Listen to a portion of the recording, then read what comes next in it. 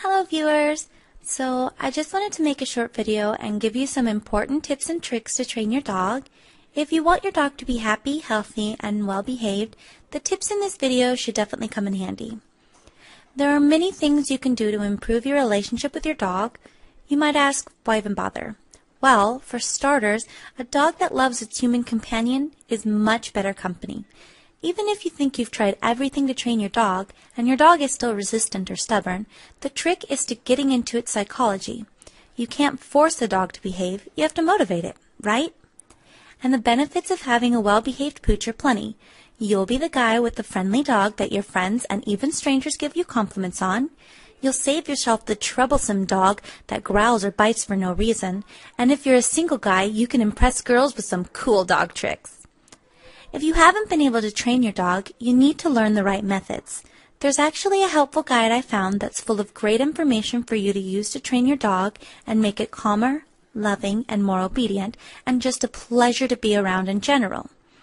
It will show you how to get into your dog's psychology so you can train it to follow commands and live happily in a human environment. You can go to this site or click the link in the description of this video to go to the site and get your hands on this guide. It's pretty comprehensive and full of interesting advice.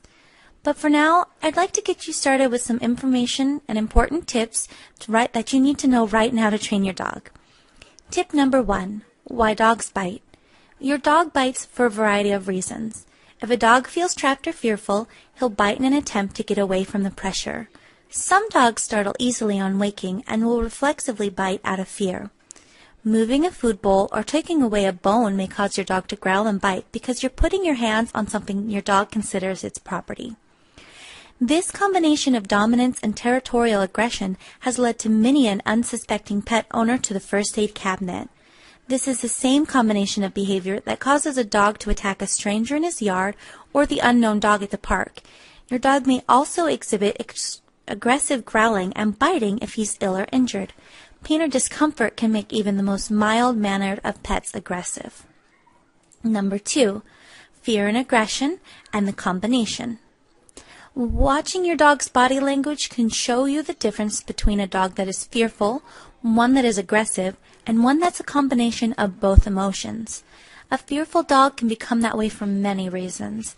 A previous owner may have abused her, she may be naturally shy and subservient, or she may not have been socialized with other animals or have been exposed to strange new people and situations. A fearful dog slinks into a room with her tail tucked tight against her body, her head and ears down, and typically she's reluctant to make eye contact. She may want to come to you for love and attention, but she'll keep her distance until she feels perfectly safe. The best way to handle your fearful dog is to remain calm and quiet, keep your body still, your voice low, and your hands quietly by your side. And give her time to get used to your sound and smell. If you approach your fearful dog too quickly or too aggressively, she'll feel backed into a corner and unable to retreat. Behaviorally, she'll either cower and shake or possibly become aggressive. Number 3, pack behavior in the wild. The basic unit of canine social structure in the wild is the pack, and your dog is genetically programmed to fit in your domestic family much as he would relate to his wild family, with clearly defined roles: leaders, assistants, and subordinates. The head of the wild pack of dogs is the alpha male, usually an older dog that achieves his status by fighting off the other canines in the group of 8 to 15 related adult males. A group of related females runs with, but is not related to, the male pack. The pack offspring come from the matings of these two groups. The alpha male gets his choice in mates, decides when and where to hunt, and determines who eats first and last. The alpha female controls her group in much the same way as the alpha male, through fighting and intimidation. Secondary leaders to the two alphas are the quote-unquote beta, male and female. These are the dogs that maintain order when the alphas are out hunting or when their subordinates are behaving badly. The other members of the pack are called omegas, and these are the clearly subservient followers of the designated pack leaders. When you watch a litter of growing puppies, you'll notice the same kind of dominant, submissive, hierarchical structure develop as the puppies grow older. The more dominant alpha pups will be the first to the milk bar, pushing their more complacent siblings to the side. They'll be the ones to initiate play fighting with growling, nipping, and barking behavior that teaches them how to overcome their smaller, more defenseless litter mates. 4.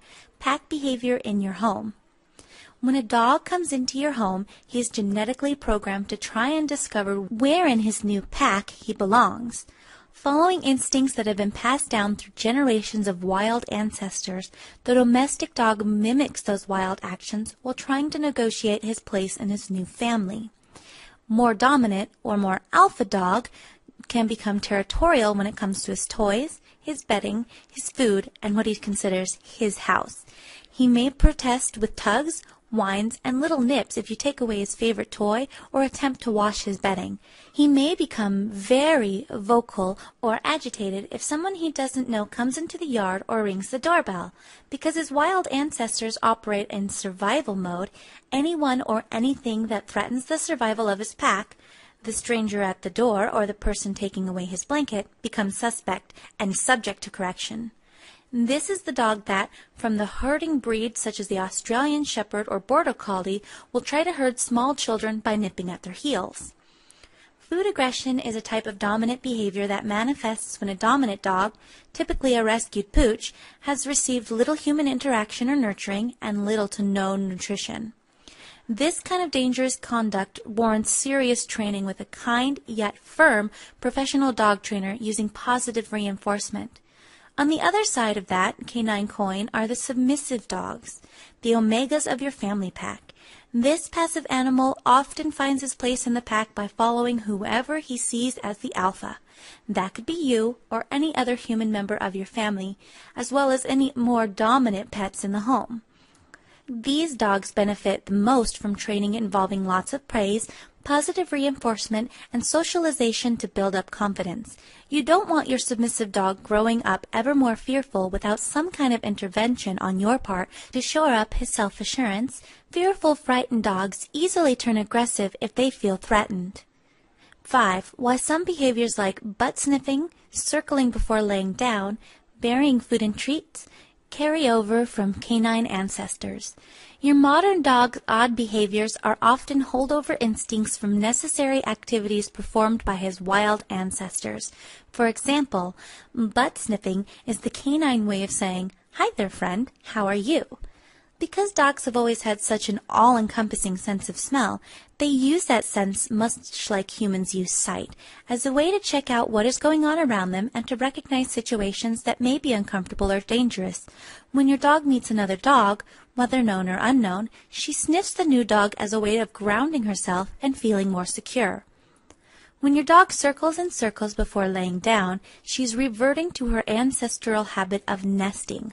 Wild dogs circle around and around to tamp down grass or snow, depending on the season, when they decide it's time to make a bed and rest. By laying hidden in tall grass or snowdrifts, a wild dog protects itself from predators that may come calling while it sleeps. We have all watched as our modern domesticated pups try to bury their food in the kitchen tile or under their bedding. This habit goes back to the practices of wild pack that would hide or bury any uneaten foods in dens or underground to preserve it for later. The preservation of the pack demanded that food be saved for times when game was scarce. If you learn the right ways to train your dog, it will always be happy and well behaved. Imagine how much easier life would be if you didn't have to worry about your dog wrecking your home or hurting you or others. You can teach it to do new tricks to impress friends and show off its friendly, peppy personality. This may take a bit of time to let you know, but if you have the right information, dog training can be a fun experience for both you and your furry friend. If you want the best possible start to training your dog, take a look at the guide I mentioned earlier. You'll find lots of useful information that tells you exactly what works and why it works. It takes the guesswork out so you can forge a long-lasting, mutually beneficial relationship with your dog. With time, you will see your dog become friendlier, calmer, more pleasant to be around. If you are interested, you can just go to the link in the description and check it out, or type this link from the video into your browser. Well, that's it for this video. Hope you like it, and talk to you next.